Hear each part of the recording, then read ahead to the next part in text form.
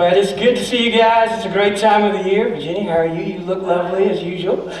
All right, yeah. Man, I'm going to tell you something, guys. You know, we went off to the Helm about a month or so ago and did the eat out over there, you know, but I'm going to tell you something. Now, the Helm ain't got nothing on that place across the hall over there. Them women know how to do it up right. I'm thinking about, you know, putting on a little makeup, sliding on in there with them. How y'all doing today? You know, I can get into that tea stuff and all that carrying on, but besides, I heard we're making some jewelry.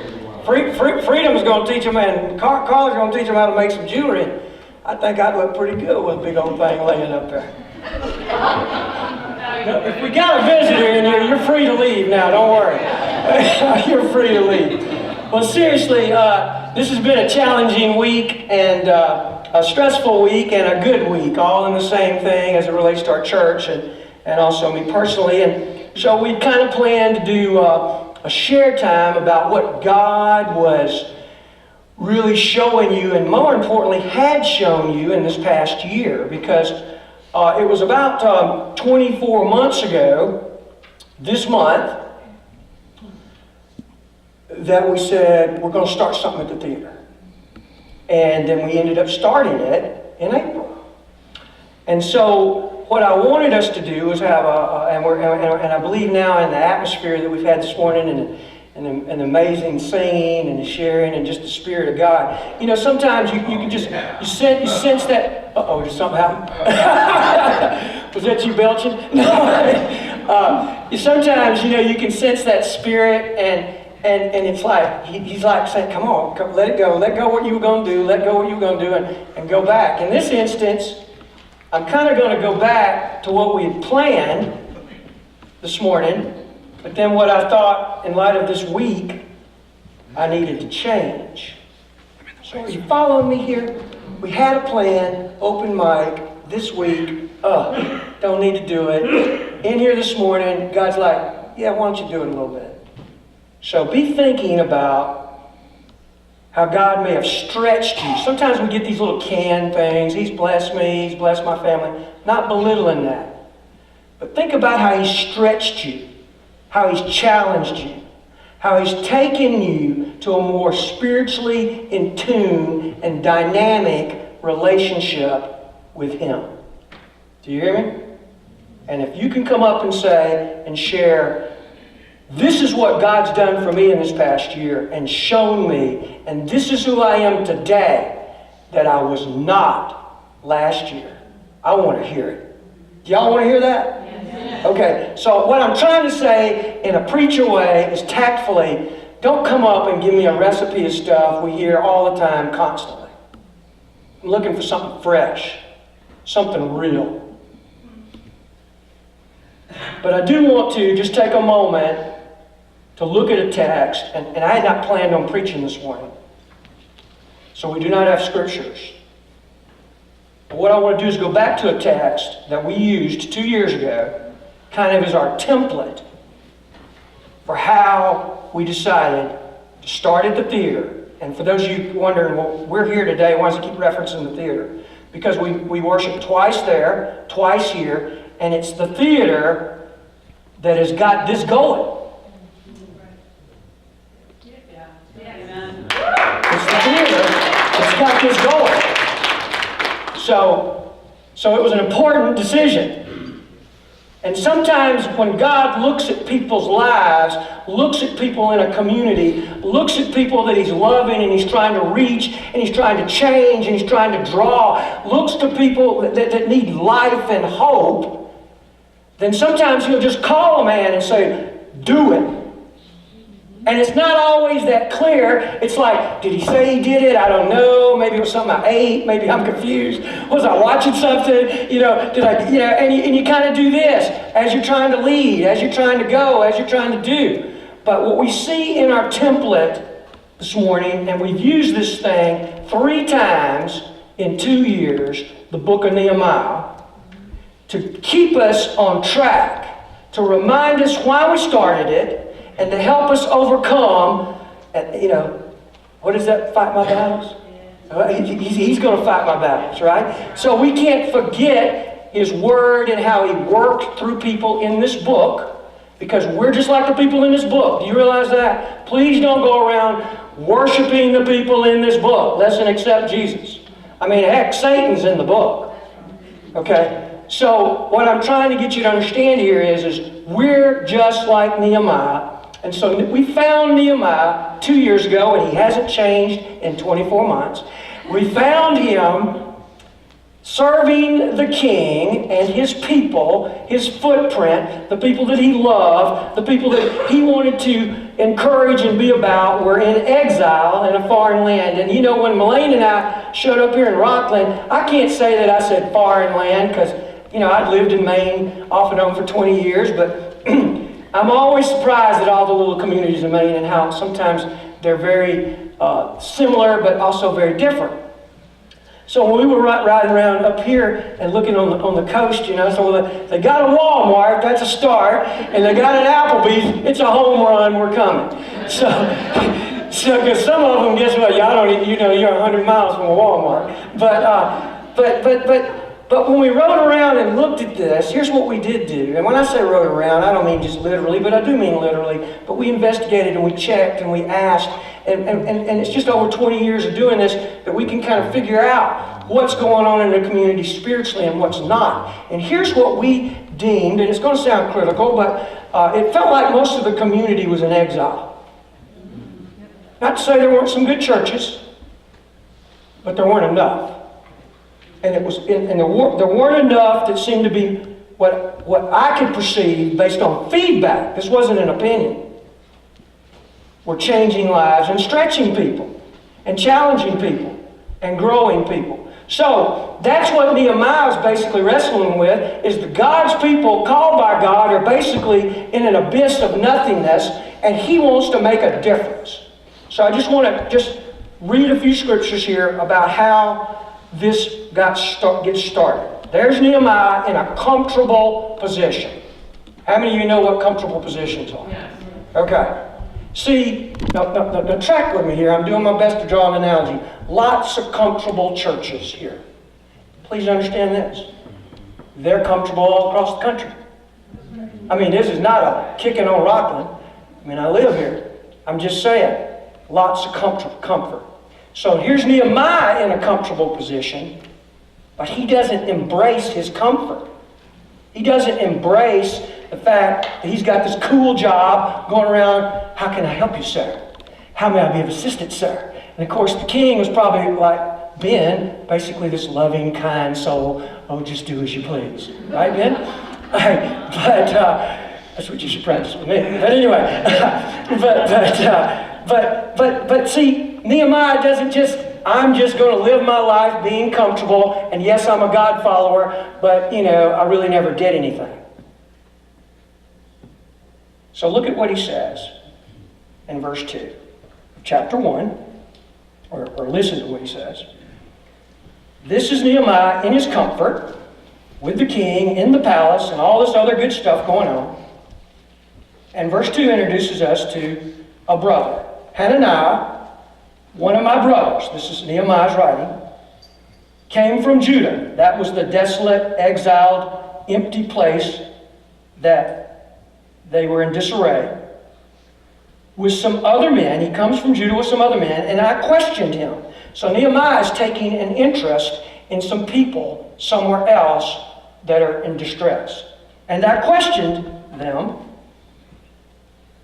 I questioned them about the Jewish remnant, about my people, about people that I should care about people that God had called since Abraham. And we traveled and we've done the whole Exodus thing, for those of you that are wondering where this is in the Bible. And all that's done and all this is done. And yet God had established a nation. And yet it's still not right. It's still messed up. There's still issues. And Nehemiah is sitting in a king's palace somewhere else, not even in the land. And he could have just chilled. He could have just laid back and watched and done by the pool and watched HGTV and how Williams painting the latest house, but he doesn't. He's questioning people that are in duress. There's something about Nehemiah that I want in my spirit.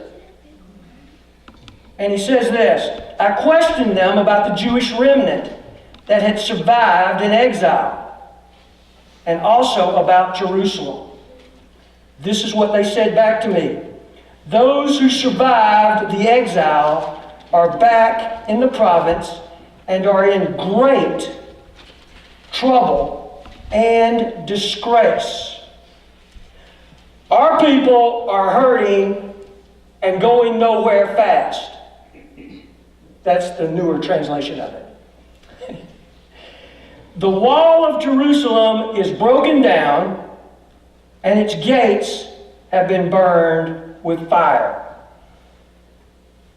Transform that to here. People are just going about life with no hope, no purpose, no, I'm calling a nation. I will curse those that curse you. I will bless those who bless you. I'm going to make you a blessing to all the earth. If you'd have done your little drone and flown over that world at that time and said, that ain't looking like that's going to ever be a blessing to anybody, I can promise you. Look at them. They're desolate.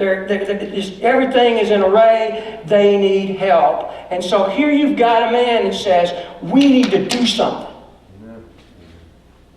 That's what more churches need to say. We need to do something. And it needs to stay with them when they're in the car going home, and Monday when they're in the cubicle, and not just in the sanctuary where it feels safe to say it. You know, the best I need to do something is when I'm walking the street and God says, you need to do something. Yes, sir. Yes, sir. So, we kind of have this mantra here at the Pursuit. You know, you got your arrow, you got Pursuit, right? I'm kind of making fun of the name, and people say, where did you get that name? What biblical principle is that? Well, actually I borrowed it from a dude that said, I think it's cool. That's how spiritual it was.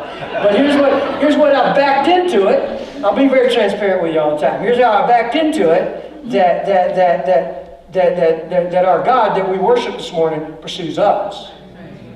And then in the process of Him pursuing us, He reveals Himself to us. And when we get a little bit of that, just a sprinkle, man, we see something new and fresh and incredible and like nothing in this world. And we start pursuing Him. And the more we pursue Him, the more we become like Him. And then, this is beautiful. What's on your hat up there, Ben? See, you've been wearing that khaki hat outside of your mind. We start pursuing others. You see? He pursues us. Then we start pursuing Him. We look more like Him.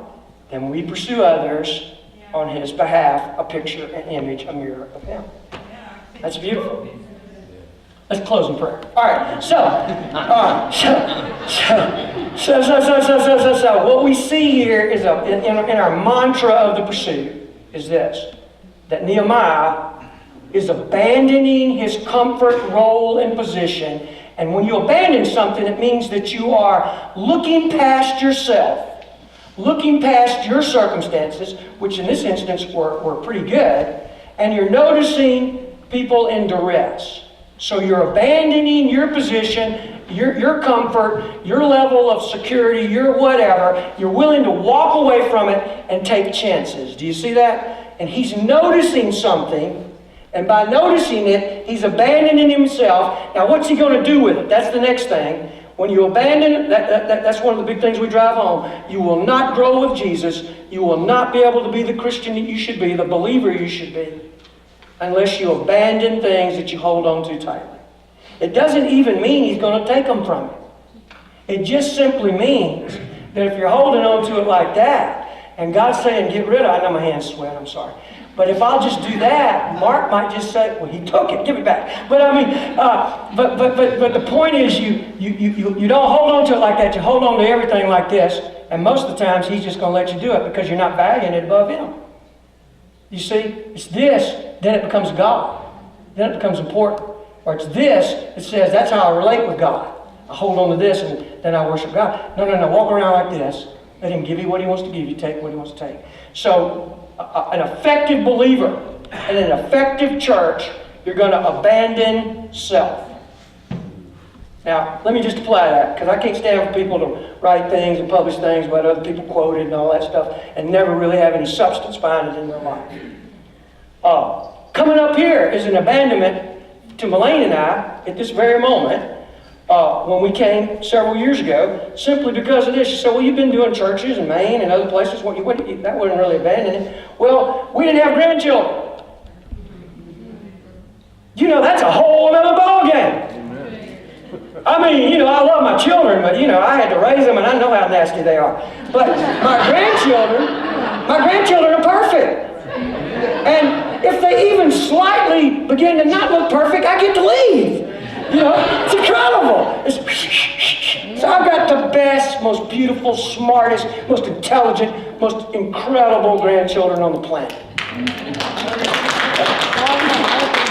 And I know all y'all feel the same way. So, but we had to abandon what we viewed as the most critical part, because they say, what was it? Who was it used to say, give me a child till he's 6 and I'll take the world? Was that Caesar? I don't know, it sounds good anyway.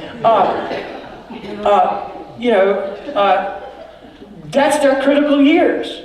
And so we're up here, and then, you know, the pigs, and so I'm just wanting you to understand, I can relate to having to give up something, and I've had to say, there's my grandchildren. To God, there's my grandchildren. Other people will invest in them. Other people will be able to spend time with them. All right. Nehemiah abandons. Then we see Nehemiah taking risk.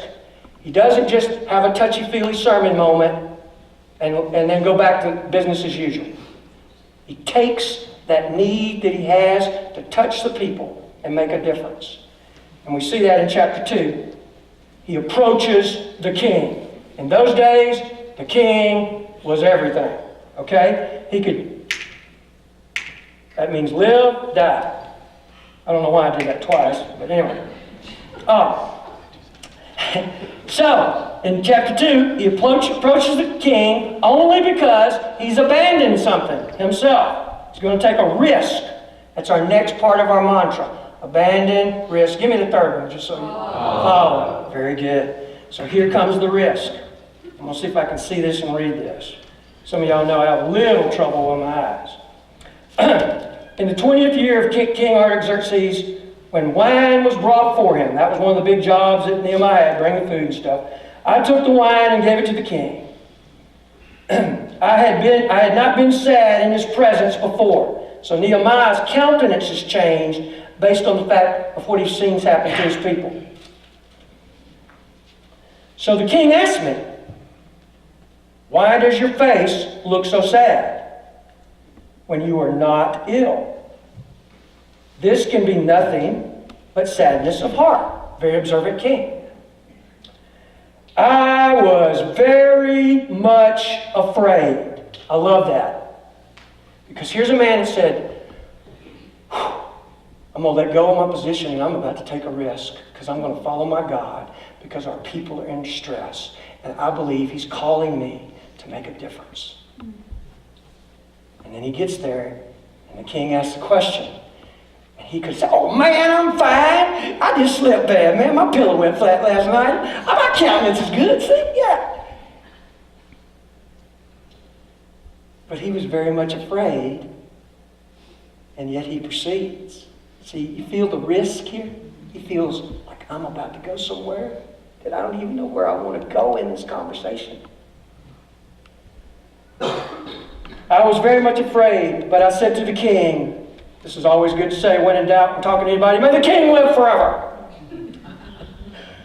Why should my face not look sad when the city where my ancestors are buried lies in ruins and its gates have been destroyed by fire? Why should I not look sad when the plan that God gave my people with Abraham and walked us through 430 years of bondage and gave us a land and gave us David and gave us this and gave us that, and now it looks like the whole journey and the whole plan is derailed and we frankly don't know what God's going to do on the face of the earth? I mean, would you? That's your history, and then you look at your history and you go, whoa, we've been talking about them championships we won back in the 50s. We ain't won a championship here in forever, it looks like. So, he says that with clarity. And I apologize, I get talking, I lose my place. I normally don't preach out of the Bible, y'all know that. I preach off of iPad. All right, so the king says this. This is a beautiful thing. What is it you want? Man, that's good news when you're scared and you're fearful, and then you just threw it down. Why should I be happy when everything's in a mess that I care about? Then I prayed. There's two things about Nehemiah that were excellent. He listened to God, which made him a great leader. And he prayed all the time about everything. Then I prayed to God of heaven. I answered the king. If it pleases the king and your servants have found favor in his sight, let him, king, send me to the city of Judah where my ancestors are buried so that I can rebuild it. Let me leave your presence, leave this thing, quit my job, and go somewhere that I've got to go, and I've laid down myself, and I'm taking this risk, and I know you're going to go, bring in the replacement, kill him. I just know you're going to do it. But I said it anyway. Do you see the risk? Don't underestimate when we go abandon, risk, follow. How difficult it is when you're in midstream, in real time, taking what you definitely perceive as risk. And I know all you spiritual giants out there go, there's no risk when you're following God. Well, I can tell you this, there sure feels like there is. There sure feels like there is. Do not underestimate, look what all I have in my Bible. Some money might fall out there eventually. Oh, I'll pick that up later for those of you that are neat freaks. Tracy, I'm sorry. Never mind. Then I prayed. All right, so where was I? So let him send me. Then the king, with the queen, sitting beside him, asked me. King doesn't say, how dare you? He asked Nehemiah something. This is beautiful. How long will your journey take? Boy, if I was Nehemiah, I'd be like, double take. I'd have to get my composure. I'd be like, wow! Oh, yes, king. Well, not very long, I promise. How long will your journey take? And when will you get back? It pleased the king to send me. So I set a time. He explained it. Now look at what Nehemiah also does about taking risk here. And really it's an indication of the follow. It's an indication of the follow. I also said to the king, because he's already got what he wants, right? He's getting to go. I also said to the king, if it pleases the king, may I have letters to the governors of the Trans-Euphrates. So here's a man that had to come to grips with the fact he needed to abandon. Then when he finally does, which it wasn't that difficult because God's working on his heart, God has a plan and God has a purpose and God's called him. And then when he does abandon, he takes those risks, and it could be very dicey and it could be very scary, but he makes those moves and he does those things, and now he is following because he's in rhythm. Once you abandon and once you get past a few risks and you see that God's opening that door and God's leading and God's showing, like he did with us when we started this deal. Like he did with us from day one, 24 months ago. He has been faithful. He has been good. He has shown his presence. He has shown his power. He has shown everything that we could ask. He has led us. He has guided us. He's frankly kept us out of making a lot of mistakes. Because believe it or not, I have some crazy ideas. I know that's shock. But this following thing is what makes it have longevity. Do you understand? Maybe the sexy thing is abandon. And then it's, risk. I'll take risk for my God. Which, spiritually speaking, we know it's not literally risk, but it seems like risk to us. But I think the best part about the mantra we have and the thought process here is the follow. In other words, keep on keeping on. So he takes that opportunity And he says, if it pleases the king, might have letters to take to the governors. So that's an add-on. So that they will provide me safe conduct until I arrive in Judah. And, king, and may I also have a letter to somebody here, ask for the keeper of the royal park, so that he will give me timber. Did I fail to mention, king, I'd like some timber? Okay, and some timber to make beams for the gates of the citadel by the temple.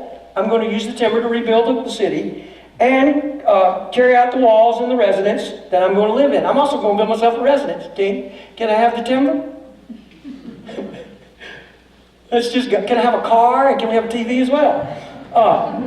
And, here we go again, and because the gracious hand of my God was on me, this is Nehemiah writing in reverse, you're reflecting, the king granted my requests.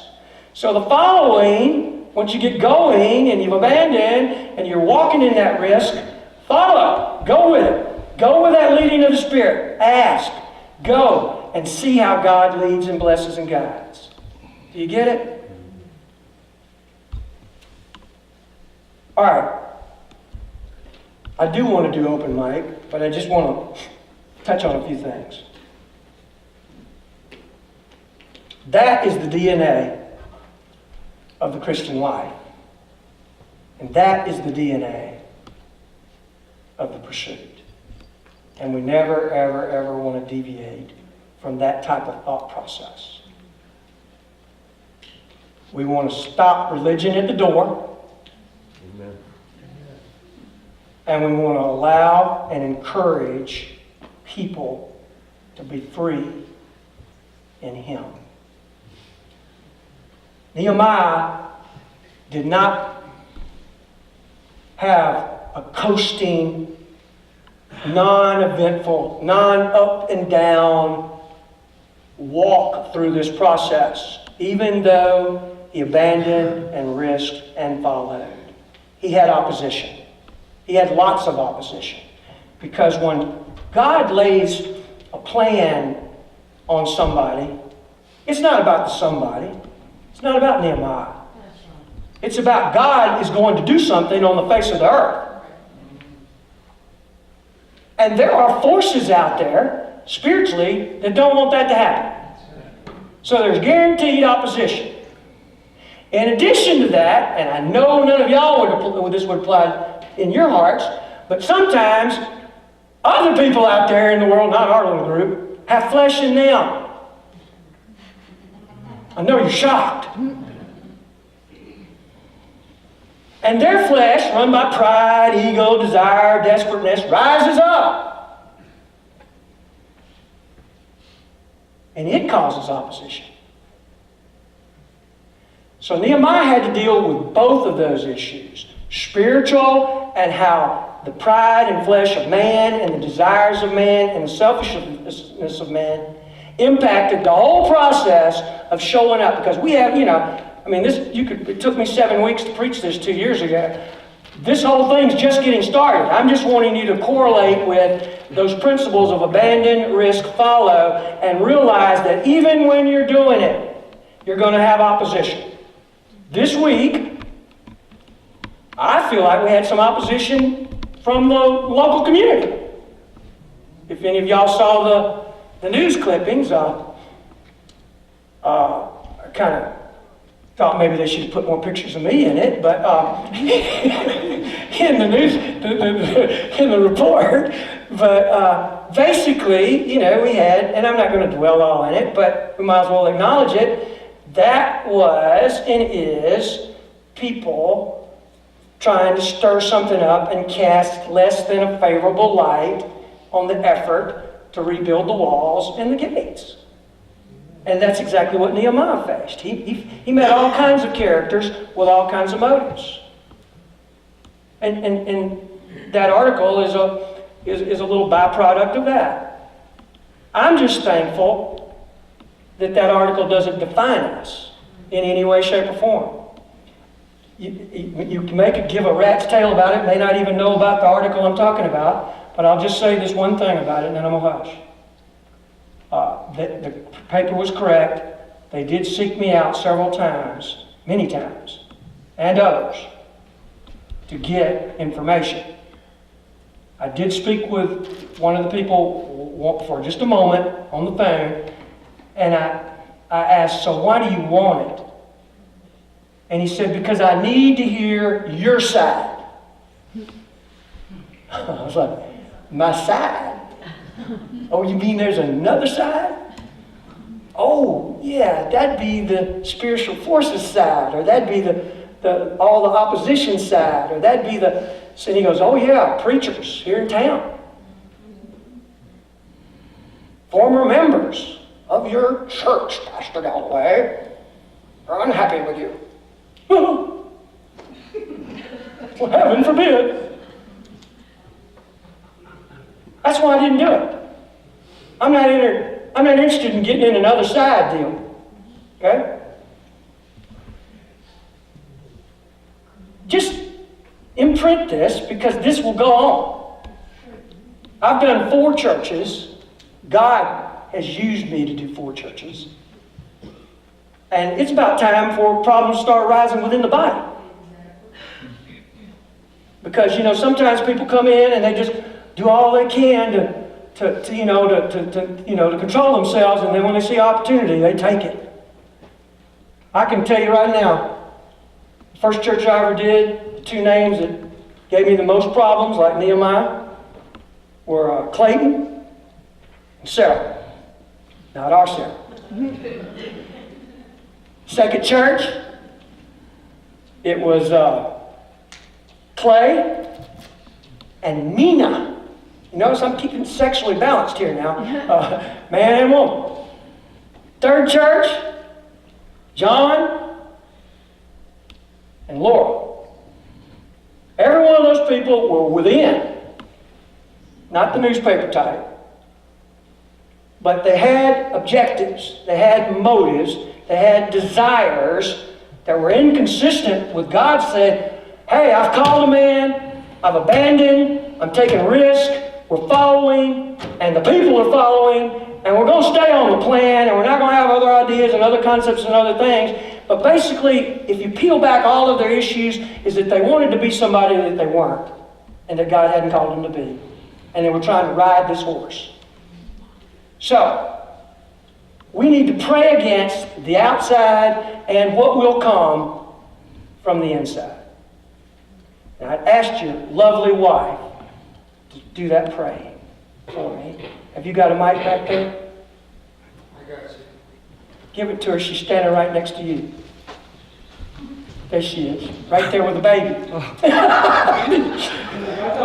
Now, a woman who can rock a baby and pray at the same time is something else. You just pray against those oppositions.